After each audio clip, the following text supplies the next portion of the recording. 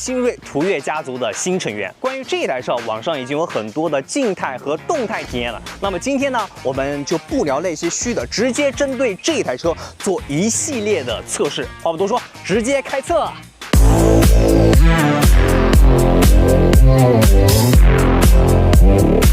首先呢，我们来测一测油耗。可能很多人比较好奇啊，你大众的途岳新锐，它又不是插混，有必要测油耗吗？哎，还真不一样。这一台途岳的新锐呢，它是搭载了大众最新的 1.5T EVO 2代发动机，和之前的发动机不一样，它用到了很多的新技术，比如说高压缩比的米勒循环，还有超耐磨的涂层，来提升它的燃油经济性。官方给到的100公里综合油耗是5.7升，是不是真的是这样呢？走，我们去测一测。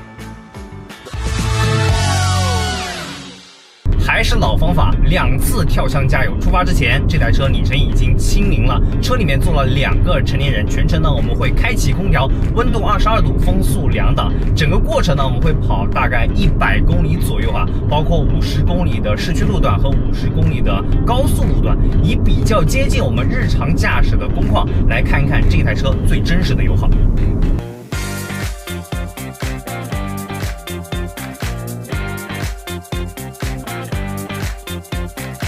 好了，这一台途岳新锐呢，我们已经开了有60-70公里了，给我的感觉就是好开，好开，还是好开。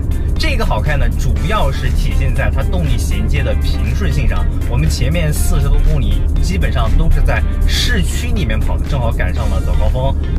这个路段啊，红绿灯又多，加速、减速、再加速、再减速，这一套 TSI 加 DSG 的动力组合调的真的是相当的平顺。起步的那一瞬间，你的油门踩一半、踩1/2、踩1/3，甚至踩到2/3的时候，它这个动力的衔接、换挡的动作都是相当的柔和，给我的好感度还是相当高的。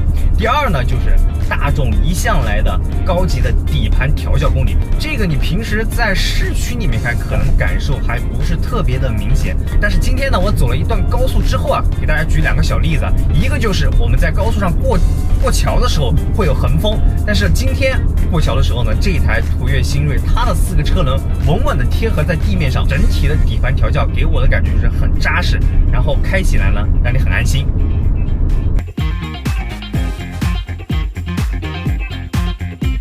最终呢，我们在行驶103.3公里之后，这台车加油是5.55升，换算下来100公里综合油耗就是5.37升了。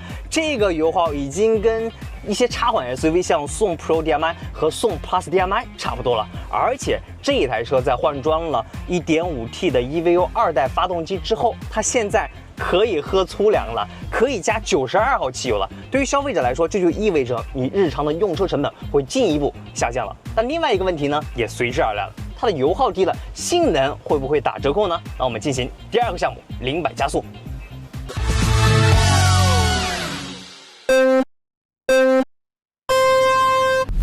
哇，出发！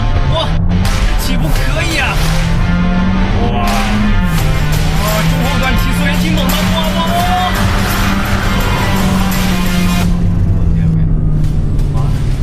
这个加速体验还可以，我们看一下，移动用时，哇，这个成绩8.06秒，最快加速的0-100成绩是8.06秒，这个成绩比官方提供的8.8秒还要快。我们接下来再看一下这台车100公里制动距离又怎么样。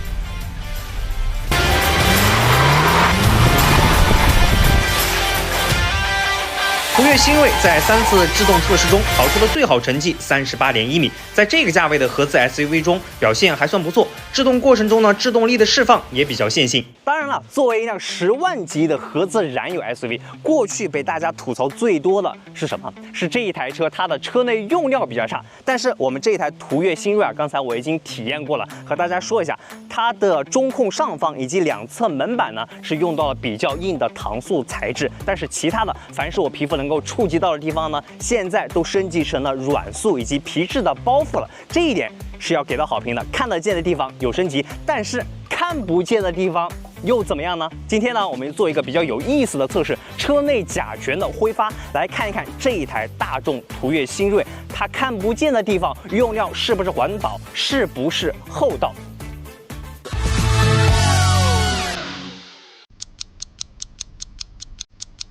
好，这一辆途岳新锐呢，已经在户外封闭的条件下放置了有1个小时了。虽然今天的户外温度不是特别的高啊，我们刚开始进去的时候呢是24度左右，但是有一点小太阳，室内的温度呢上升也挺快的。我们看一下车内温度多少。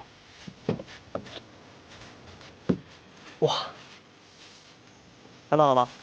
现在车里面的温度是37.4度。接下来我就会用手中的甲醛测试仪看一下大众途岳新锐它车里面的甲醛含量到底是多少。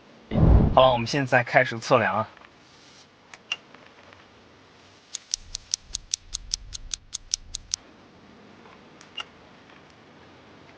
好了，现在数值呢基本上是已经稳定下来，评估的空气质量是安全的。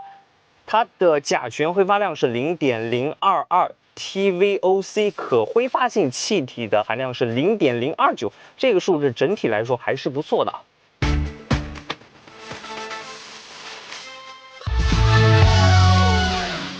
然后就是它的车机了，10英寸的液晶仪表和9.2英寸的中控屏，整体的操作一言难尽啊。这个屏幕的清晰度可以给到好评，但是整体的操作逻辑还是之前大众油车的那一套啊。操作的响应速度一般，也没有太多的娱乐化体验，内置的娱乐的 APP 也非常的少。唯一值得好评的就是它有 CarPlay。可以满足你日常的用车需求。我希望后期大众所有的油车可以全面的换成大众 ID 系列的那一套操作逻辑，至少可以达到主流的智能化体验了。所以我们再去后排看一下它的空间表现怎么样。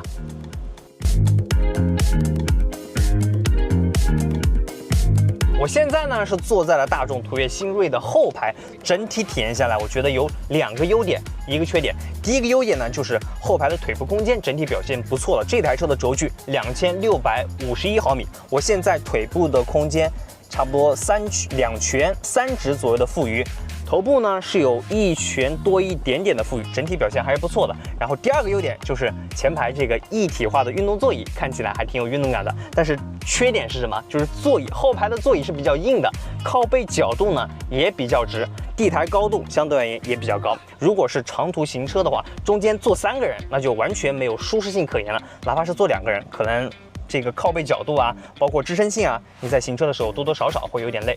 客观的说啊，这一台途岳新锐它并不是一辆完美的车。你如果把它跟同级的国产新能源 SUV 进行对比的话，你会发现它的用料、它的后排空间，包括智能化体验是和国产车有一定差距的。但是如果你拿它和同级其他的合资燃油 SUV 进行对比，你会发现这一台车它的动力性能、它的后排空间、它的用料都是有一定的领先优势的。最关键的是，这台途岳新锐在换装了全新的发动机之后，它的油耗已经跟国产的插混 SUV 差不多了，这就非常难得啊。还有大众祖传的高级底盘，操控、驾控方面都有优势。所以综合而言，我觉得这一台途岳新锐结合它这样的价位还是非常香的。你们觉得呢？欢迎留言讨论。